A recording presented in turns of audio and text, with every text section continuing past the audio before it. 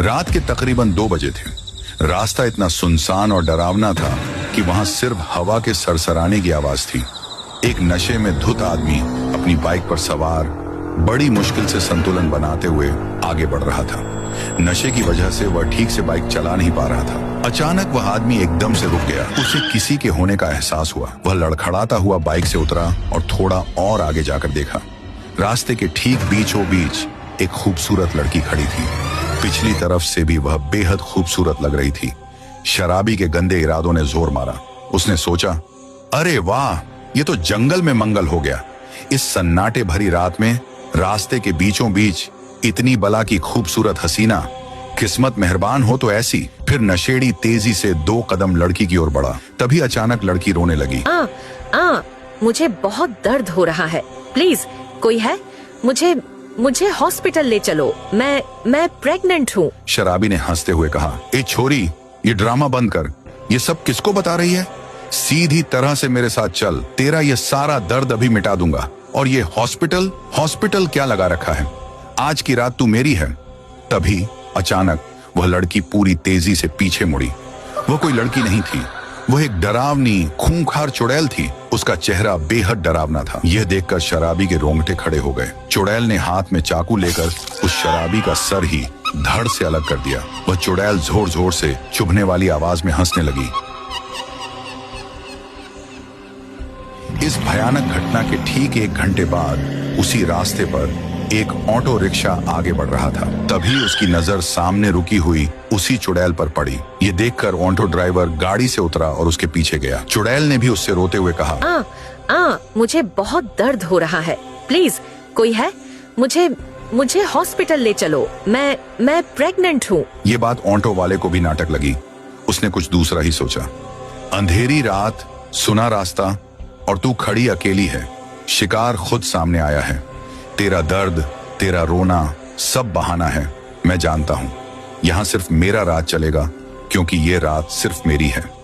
फिर शराबी चुड़ैल के और नजदीक आया और उसने बदतमीजी करने के लिए जैसे अपना हाथ कंधे पर बढ़ाया और फिर वह अचानक से पीछे मुड़ी। उसका चेहरा देखते ही ऑटो वाला डर गया। तभी उस चुड़ैल ने अपने धारदार नाखूनों से ऑटो वाले को नोच कर बदन टुकड़े करके मार दिया। चुड़ैल जोर जोर से हंसने लगी। उसी डरावनी सड़क पर राइस्टार मिला, जो अपने एक दोस्त की शादी से लौटा था और थकान से चूर था। जल्द से जल्द घर पहुंचने की धुन में उसे भी एकदम से वह चुड़ैल दिखी। राइस्टार ने डर के मारे अपनी जीप रुकाई। इतनी रात को सुनसान सड़क के बीच एक अकेली लड़की को देखकर उसे जबरदस्त ताज्जुब हुआ।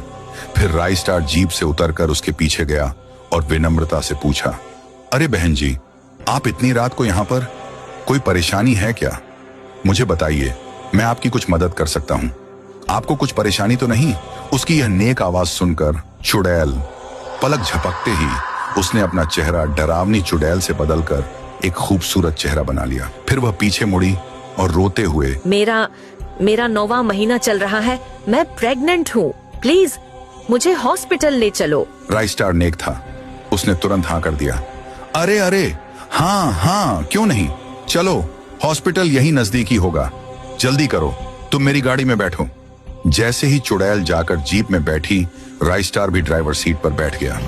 उसने सीधा अपनी जीप को नजदीक के गांव की तरफ मोड़ लिया और तेजी से आगे बढ़ता रहा। राइस्टार को पता था कि डिलीवरी कभी भी हो सकती है, इसीलिए उसे जल्द से जल्द अस्पताल पहुंचना था। चुड़ैल दर्द के मारे चीख रही थी और राइस्टार एक सच्चे हमदर्द की तरह उसे धीरज देते हुए गाड़ी चला रहा था। कुछ देर बाद राइस्टार ने अपनी जीप को एक बड़े से अस्पताल के दरवाजे पर रोका। वह फौरन जीप से उतरा और डॉक्टर को बुलाने के लिए तेजी से अस्पताल के अंदर भागा। कुछ ही पलों में राइस्टार एक डॉक्टर को साथ लेकर नीचे, पर जैसे ही उसकी नजर जीप के अंदर पड़ी, वह दंग रह गया। पिछली सीटें पूरी तरह खाली थीं। वह लड़की यानी चुड़ैल वहां नहीं थी। राइस्टार ने एक पल के लिए खुद को संभाला। जल्दी से डॉक्टर से कहा, डॉक्टर, शायद आपके कर्मचारियों ने उसे ले लिया होगा। चलिए हम ऊपर जाकर देखते हैं। इसके बाद दोनों तेजी से अस्पताल के ऊपर की ओर भागे। राइस्टार ने पूरा अस्पताल छान मारा। काफी तलाशी और ढूंढा ढांडी के बाद भी वह लड़की कहीं नहीं मिली। तब डॉक्टर ने गहरी चिंता के साथ राइस्टार से पूछा, सर, क्या वह आपकी पत्नी थी?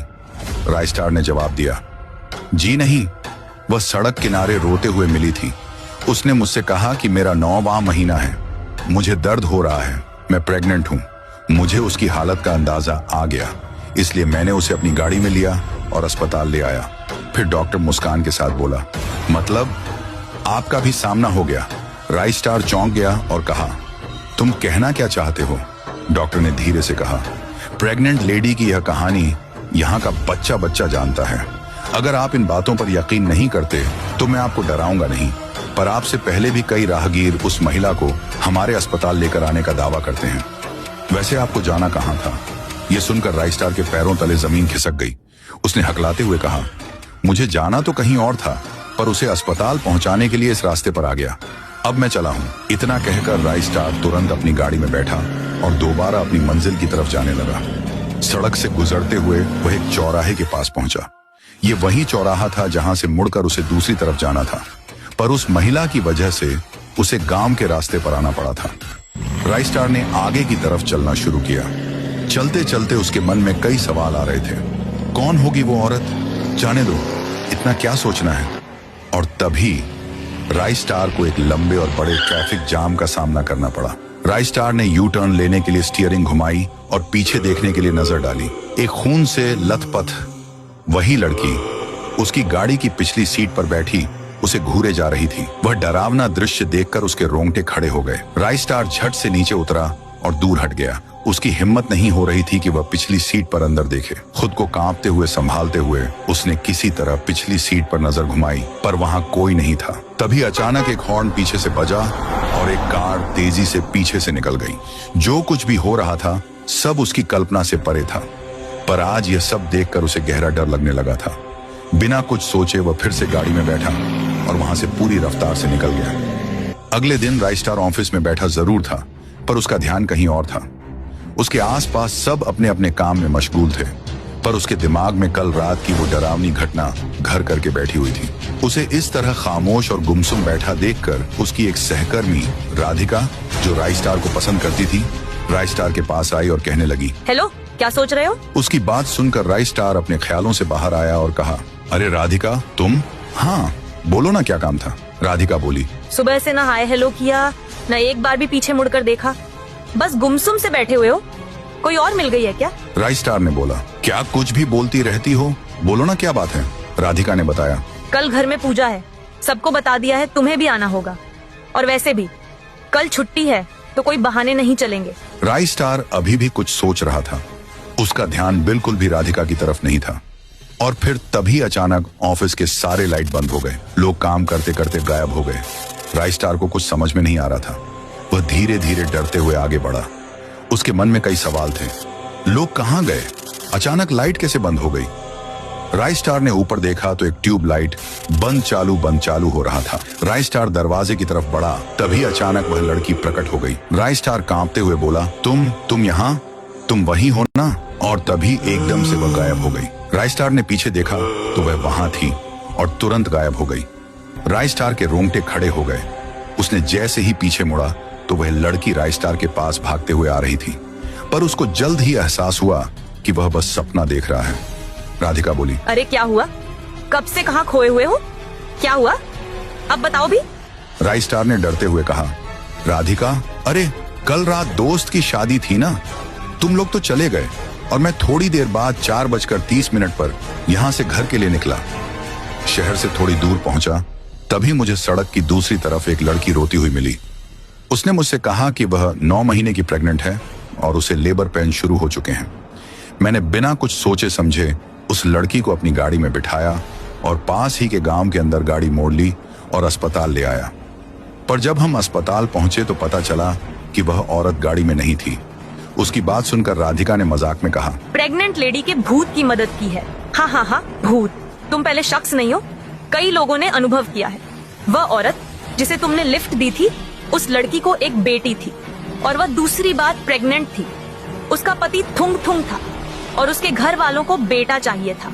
जब रिपोर्ट में उन्हें पता चला कि इस बार भी उन्हें बेटी होने वाली है, तो उनका गुस्सा 7वें आसमान पर पहुंच गया। उन्हें अपनी जायदाद के लिए वारिस चाहिए था। उसे अपने रास्ते से हटाने की हर मुमकिन कोशिश वह करने लगे, पर लोगों का शक न जाए इसीलिए सोच समझकर काम कर रहे थे। रात होते होते उस औरत को लेबर पेन शुरू हो गया, पर जानबूझकर घर वालों ने उसे अस्पताल नहीं पहुंचाया। वह रोती रही, अस्पताल ले जाने के लिए हाथ जोड़ती रही और रात करीब 2 बजे उसे अस्पताल के लिए ले जाने लगी। रात का समय होने के कारण सड़क बिल्कुल खाली थी, सुनसान इलाका, और सड़क के दोनों तरफ झाड़ियां देखकर उसके पति ने उसे चलती गाड़ी से धक्का देकर फेंक दिया। औरत सड़क के किनारे चिल्लाते हुए गिरी रही। सुबह लोगों ने पाया कि लड़की पड़ी नजर आई, पास में उसकी बेटी भी थी, दोनों मर चुकी थी। एक एक करके सारे सहकर्मी ऑफिस से घर चले गए। राधिका की बताई हकीकत सुनकर उसे भी काफी डर लगने लगा था। उसकी आंखें नम हो गई थी।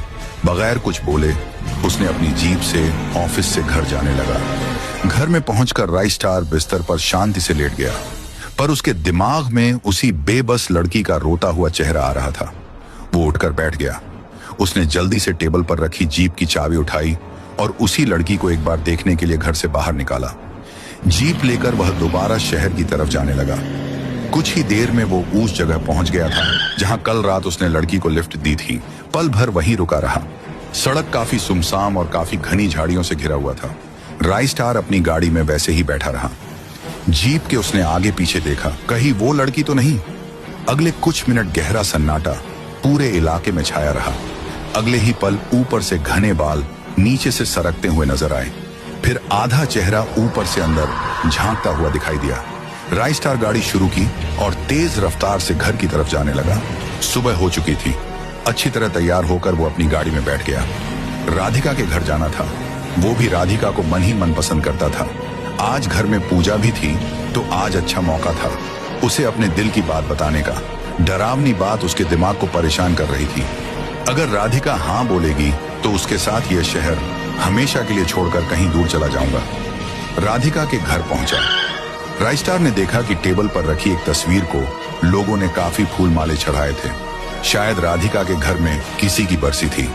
उसे देखकर राधिका ऊपर से राइस्टार के पास आई और बोली, तुम्हारा आना आज मेरे लिए सबसे इम्पोर्टेंट है। आज मेरी माँ की 16वीं बरसी है।